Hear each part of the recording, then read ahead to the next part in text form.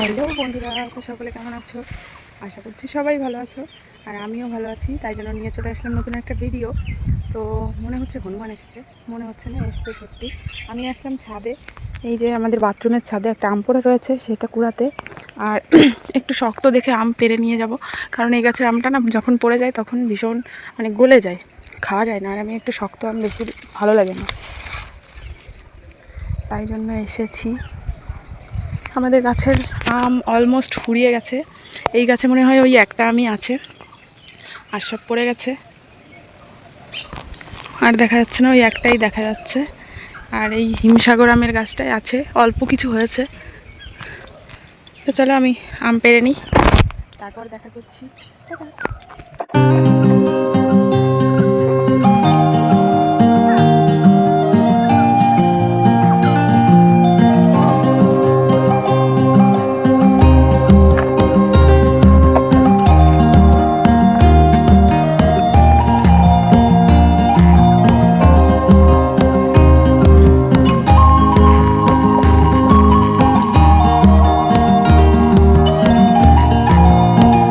এসছে হনুমান, দেখো আমাদের পেঁয়াজের ঘরে হনুমান ঢুকে রয়েছে। আর আমি একা রয়েছি বাড়িতে, শাশুড়িও বাড়ি নেই। কি যে করি, ওই দেখো। আর এরা না ভীষণ খারাপ হয়,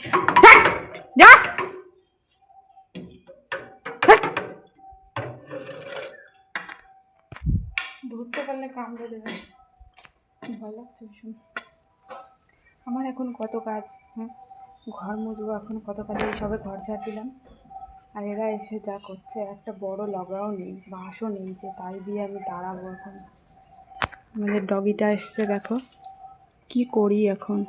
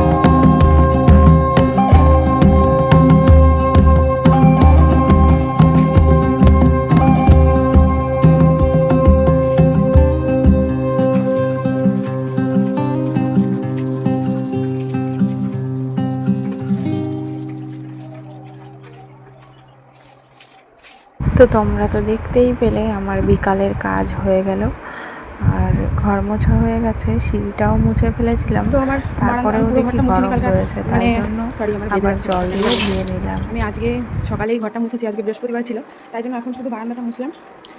এত গরম, আর আমাদের ঘরটা অনেকটা বড় জানো তো, ওই জন্য মানে পুরো ঘরটা মোছা ভীষণ টাফ ব্যাপার হয়ে যায়, আমার ভীষণ কষ্ট হয়ে যায়। ওই জন্য পুরো ঘরটা আর মুছি না,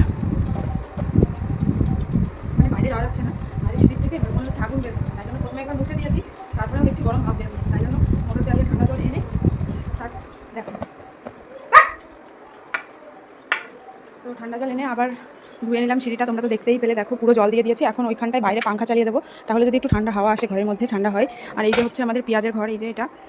তো হনুমানে প্রচণ্ড জ্বালাতন করছে, এই ঘরের ভিতরে ঢুকে বসে পেঁয়াজ খাচ্ছিল। আমাদের একটা কুত্তা আছে, মানে কুকুর আছে, তো সে তাড়ানোর চেষ্টা করছিল, পারছিল না। তারপর আমি এই বড় বাঁশটা এনে আমি তাড়িয়েছি, তাও ছাদের উপরে রয়েছে, আম খাচ্ছে, খাগে আম খাচ্ছে, কোনো অসুবিধা নেই, পেঁয়াজটা নষ্ট না করলেই হবে। তো দেখো আমার ঘর মোছা কমপ্লিট হয়ে গেছে, আমি ফ্যানটা বাইরে সেট করে দিয়েছি, এখন চালিয়ে দেবো, কারণ ভীষণ গরম পড়েছে, কিছু বলার নেই, জাস্ট ভীষণ গরম। দেখো আমি পাংখাটা চালিয়ে দিয়েছি, আর এখন আমাদের বাড়িতে সবার আসার টাইম হয়ে গেছে। এখন আমি ভিডিওটা অফ করে রেখে মায়ের কাছে ফোন করব যে কাকি শাশুড়িকে কি কি খেতে দিয়েছে ডাক্তারে, সেটা শুনে তাড়াতাড়ি ভাত বসাবো, না হলে রুটি বানাবো। শ্রী, ও শ্রী, হ্যাঁ। তো দেখো এখন সন্ধ্যা হয়, এখন চলে এসেছি ছাদে, ভীষণ পরিমাণে হাওয়া হচ্ছে, কী বলবো, আমার নাইটটা দেখলে হয়তো বুঝতে পারি সেই পরিমাণে হাওয়া হচ্ছে, ঝড় না আবার ঝড়ের মতো। এই দেখো আমাদের মাঠ পিছনে, ঘরের পিছনে।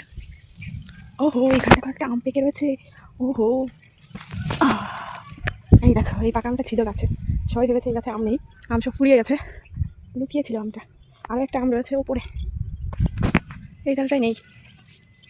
খুব সুন্দর সেন্ট বেরোচ্ছে, একদম টকটক। দেখো হাওয়া ছেড়েছে, সেই পরিমাণ হাওয়া ছেড়েছে। ও কি ঠান্ডা।